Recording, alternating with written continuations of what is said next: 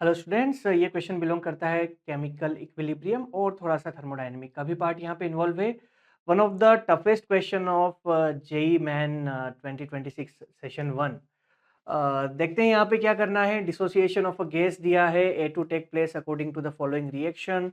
Delta G nought की कुछ values दे दी है, डिसोसिएशन डिग्री ऑफ डिसोसिएशन पूछा है। सबसे पहले तो मैं करूंगा बेटा यहाँ पे एंथैल्पी ऑफ रिएक्शन कैलकुलेट कर लूंगा। That would be summation of delta G note formation of product minus summation of delta G note formation of the reactants. Values put कर देते हैं तो ये आ जाएगा 2 times -50.832 minus minus of 100।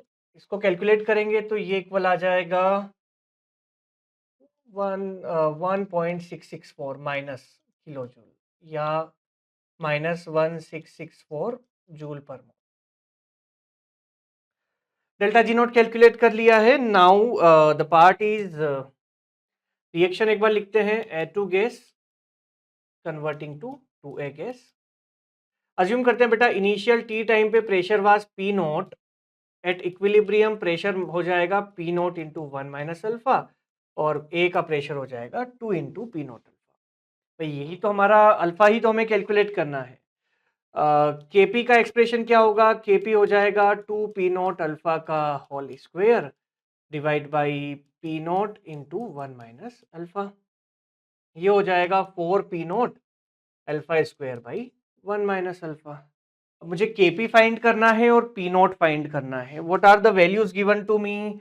Question के अंदर मुझे और कुछ दिया है क्या? क्वेश्चन में मुझे दिया है 1 बार टोटल प्रेशर एट इक्विलिब्रियम दिया है। तो एक बार मैं पी टोटल देख लेता हूँ यहाँ पे क्या आता है। पी टोटल जो है that would be equal to P naught plus P naught alpha. Value दिया है 1, तो पी नोट का वैल्यू मुझे यहाँ से मिल जाएगा। P naught will be equal to 1/1 plus alpha. एक बार इसको यहाँ पे सब्सटीट्यूट कर देता हूँ यार, तो ये मिल जाएगा 4 पी नोट। पी नोट को सब्सटीट्यूट करना है तो 4 अल्फा स्क्वायर, पी नोट की जगह मुझे लिखना है 1 प्लस अल्फा। तो ये हो जाएगा 4 alpha square by 1 minus alpha square. ठीक है सर। अब केपी को कैलकुलेट कर लें। अगर केपी मिल जाएगा तो मज़ा आ जाएगा। डेल्टा जी नोट को यूज़ करते हैं केपी के लिए। Delta G naught reaction is -RT ln Kp. R का वैल्यू -8.3 दिया है क्वेश्चन ने। डेल्टा जी नोट रिएक्शन अभी कैलकुलेट किया है -1664 equal to -8.3 into 300 into ln of Kp. यहाँ से बेटा ये इक्वल आ जाएगा 0.693 जब मैथमेटिकल कैलकुलेट करोगे इक्वल टू ln केपी।